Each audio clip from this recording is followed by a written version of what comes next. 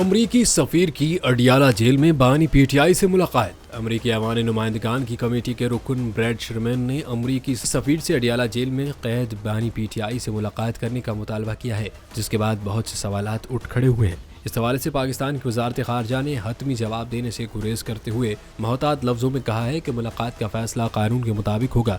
आमतौर पर दोहरी शौरियत रखने वाले पाकिस्तानी की दरख्वास्त पर इस मुल्क का सफ़ीर वजारत दाखिला से इजाज़त मिलने के बाद जुर्म की नौइयत के हवाले से मालूमात हासिल करने के लिए इससे मुलाकात करता है, लेकिन बानी चेयरमैन के पास सिर्फ पाकिस्तानी शहरियत है, इसलिए इन पर पॉलिसी के इस तरीक़ेकार का इतलाक नहीं होता। ये सवाल भी उठाया जा रहा है कि किसी मुल्क के सफ़ीर की पाकिस्तानी सियासतदान से जेल में जाकर उससे मुलाकात करने, जायज़ा लेने और मौक़िफ़ जानने की मिसाल पहले नहीं देखी गई।